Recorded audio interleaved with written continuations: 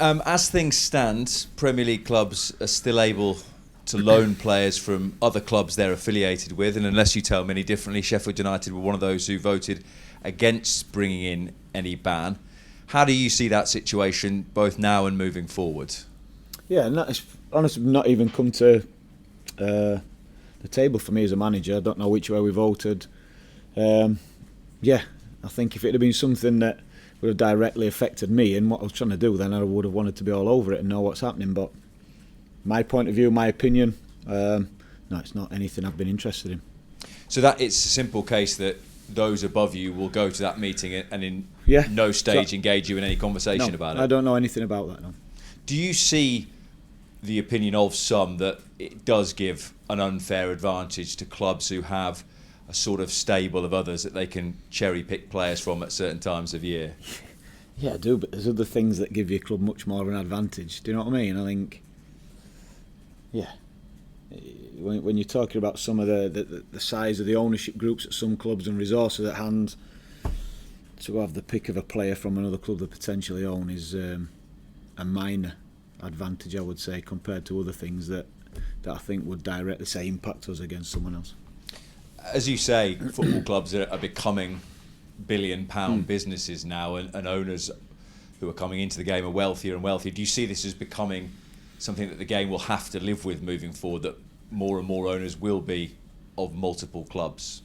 It's certainly been something, it's more, I think, rather than performance and advantages over performance, I think it's been like just creating a portfolio of investments, portfolio of assets. And football, especially in Europe, has been an industry which in terms of money and growth has been huge over the last 20, 25 years, and people want to be a part of that and they want to invest the money in that.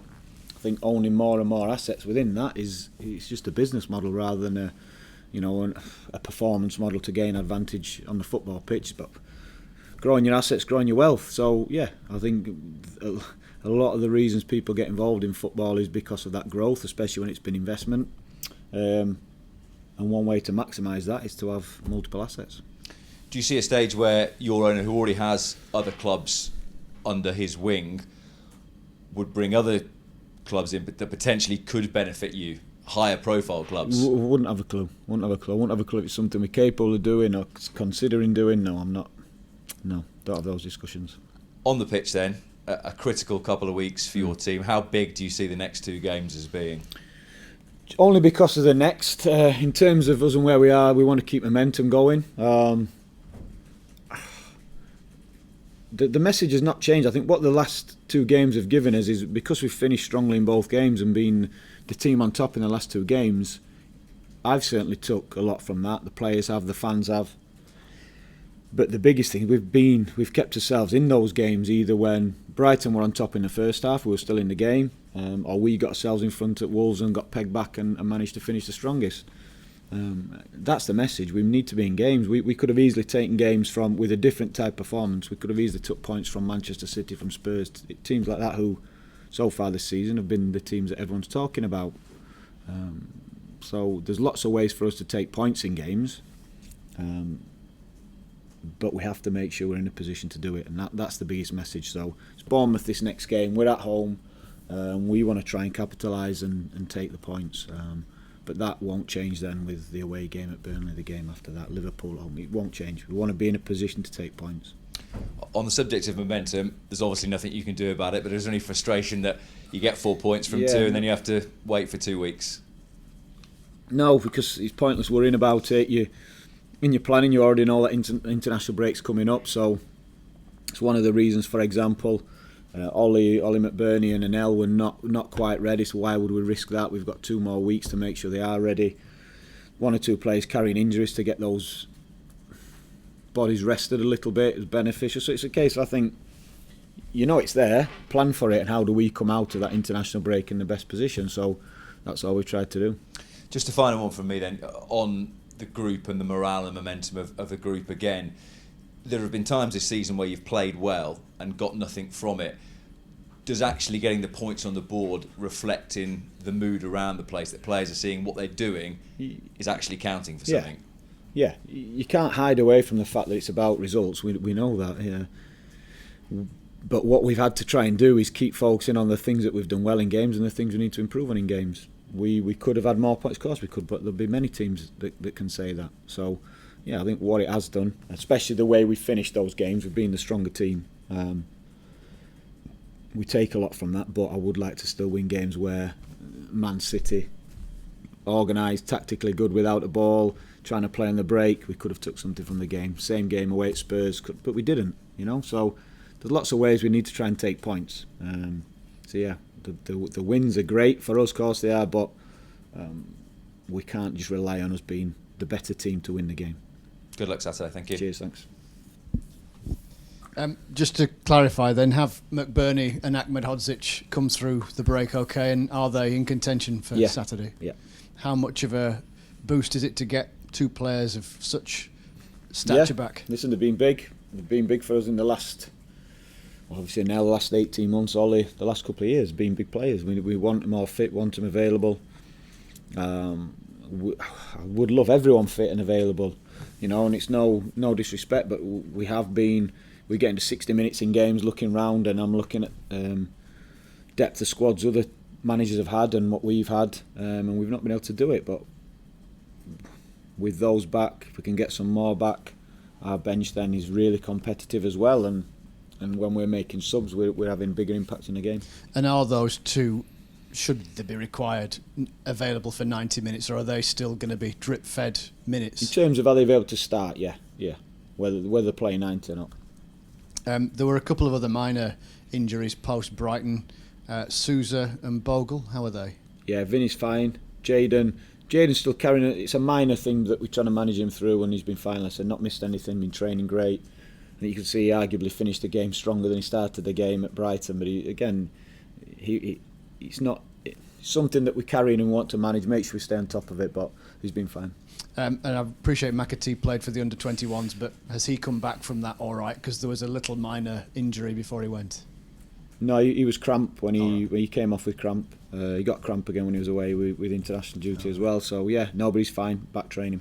Well, okay then. Of the players not mentioned, then is anybody likely to be back soon? Of your injured lads? No. Right. Osborne's impact off the bench the other day at Brighton. Do you look at him now as potentially playing more of a starting role? Oh, he's hard. He'd started games before, but he's been out a long time. I think what as he gives you, people talk about his versatility and he's been used in a number of roles, of course he has. But tactically he gets the game and he's been really good for me personally, whether it was in the last time in the Premier League or when we've been in the Championship. He gets the game, so he's a really, really important player for me, for us, how he goes about his work. So yeah, he's always consider him for a starting role, but he's in a position now, he's been training now 3-4 weeks, more and more minutes. Yeah, his fitness will get better as he plays more games, of course it will, but in terms of us and me and anyone being worried about him physically with injuries, he's been fine.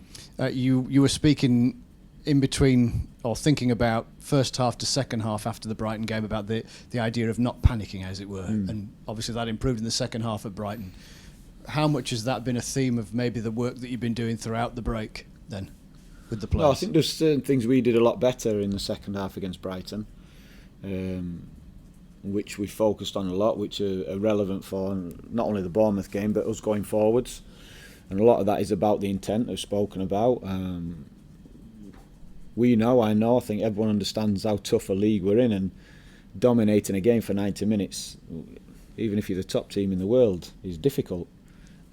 But it doesn't mean you can't get more control over the game. One, when you've not got the ball, and two, then imposing yourself on the game when you have got the ball. And that's been the sort of theme and the message. We're going to have difficult moments, but we have to ride them out and know how we get through that. And then we have to try and capitalise, like I said, when we're having good momentum in the game as well. How many times in the last couple of weeks have you heard the phrase, Bournemouth, it's must win? Yeah, there's lots of people already giving me the points, you know what I mean? It's must crazy. win, not will win. Yeah, well, I've had both. No, you only have to look at their last game against Newcastle. I thought they're really good. A team like Newcastle, who have generally got a lot of results because they really do impose themselves on teams and try and dominate all aspects of the game. I thought Bournemouth were really good in that game and thoroughly deserved it. We're on top in most aspects. So yeah, it's going to be difficult. We know that, we understand that. But I keep saying it, regardless of the opposition that's in front of us, we have to put ourselves in a position to take points. We're at home, it's Bournemouth, but whoever we're playing, I've mentioned the difficult away games we've had, mentioned difficult home games we've had. We've shown that we can put ourselves in these positions, and we have to. The last 2 games we've done it and got over the line and got points. That's been the difference. Sheffield United have got 4 points from the last 6. I think Bournemouth have won 2 of the last 3, so something's clearly working with both. With them, what do you put that down to? They've had moments go their way. Listen, the Newcastle game for them, they were pretty dominant. The Burnley game, I thought they were the better team against Burnley as well. But you still need moments to go your way. We say that all the time. So yeah, they scored at good times against Newcastle.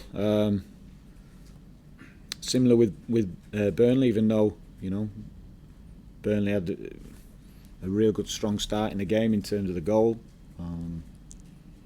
So we know what we're going to face. That there'll be an athletic, physical team. Do a lot of work without the ball and how they want to press, how they want to break when they win the ball back. We have to understand that and realise that's a real big weapon for them. And also, like I said, make sure that we can create chances and make difficult moments for them and then capitalise on that.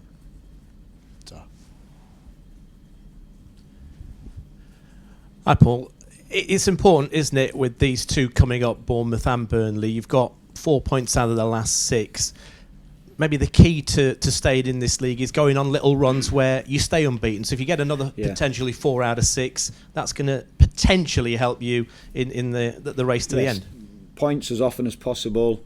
Get yourself in position to get those points as often as possible. That's the theme. It's not who we're playing, because it's Bournemouth, Burnley, 2 teams in the round, as people presuming that we're getting No, they'll be saying the same if that's the case.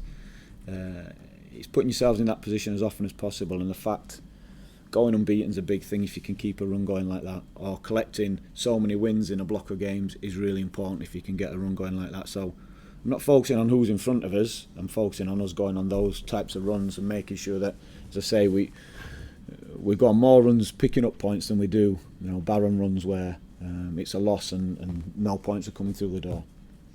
How proud are you of the way that the squad and you yourself and your entire coaching staff have reacted to results and things not going your way, VAR, and still having that sort of togetherness and that confidence, which is important, isn't it? Well, one thing I think we've done well, and I've said it to the staff, we've not changed too much in terms of personality and environment and how we want to work.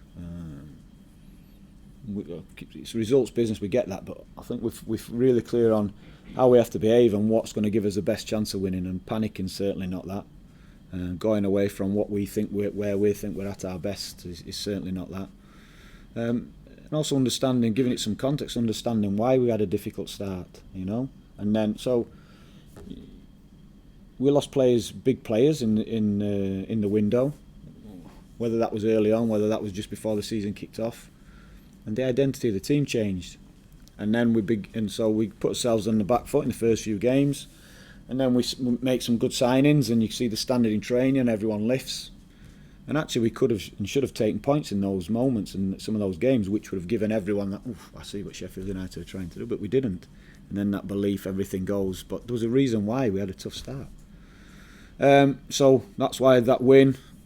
Even the manner of it against Wolves, so from a personal point of view, I really loved how the players celebrated that win. I really loved how the fans celebrated with the players, and we had a lot of players new through the door, well into double figures, who needed to feel that and needed to understand that. So yeah, the wins keep going back while we're trying to keep a clear head and be really consistent with how we behave to get points. There's no denying that win was a big win. Picking up points is big. Otherwise, you're not getting the reward for the hard work you're putting in. From a personal point of view, and I know that the finish line is a long way off, but if you were to keep this club in the Premier League this season, would that be your biggest achievement as a coach, as a manager? Yeah, but that's not something that I'm honestly thinking about Bournemouth. As you've said, it's too far away. We need to do too much, way too much before that's even a possibility. At the minute, we're way behind where we need to be. But yeah, I think as I said, I think that's one of the things which we've done well as a group of staff. Is keeping cool, because no matter what, I'm giving you reasons why and understanding and being really clear about how I've seen the start of this season and the reason. But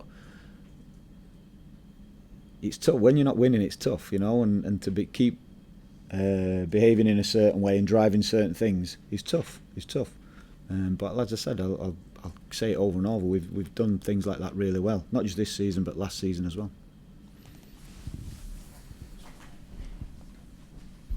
Hi Paul. Hi. You've actually moved up in the table without playing over the last 10 days. I was wondering what's happened with Everton. Has that provided the group with any positivity, some sort of boost for you? No, because as I say, that's not going to help us get the points that we need. So no, not considering it. Like I say, I think it's more a bigger issue for football in general than it is for us as a club at Sheffield United. And I honestly mean that. It's a big decision, a big change, and I think it could have opened the door to a lot of other big things that may potentially happen. So I think it's bigger and more relevant for football than it is for us. You sort of touched on it on another interview. Do you expect more charges for other teams? Do you think that will start? Yeah. If and when that did happen, I don't know. Yeah. Listen, the rules there, you can't punish one team and not others, We got punishment last season for a totally different issue, but the rules are there for a reason. Yeah, and you can't punish one, not the others, and then there has to be a consistency in these punishments and things like that. So, yeah, like I say, I think it's a bigger, more interesting issue for football than it is for us. Would you expect Everton to still be able to pull away from it? Obviously, they've had a good start. Listen, I said that when we played Everton. Anyone who's seen all their games, they've been a threat in most games. I think I can remember a game they played against Aston Villa where I thought they're second best. Apart from that, they create chances. They've got results, yes, definitely, but they would have liked, and I'm sure they would if you're looking at the games they played and could have easily had more. So if their form continues, I don't see any problem for them. Like I said, they may even use this and use it to galvanise them and as a group and a spirit. Feel like they've been wrongly dealt with. That's what you do. But yeah, from if I'm an outsider looking in, if I'm an Everton fan, I wouldn't be too worried about their performances so far. Obviously, the 10 points will hurt, but if they're going to be the rules, then you'd have to expect everyone else to be dealt with the same way.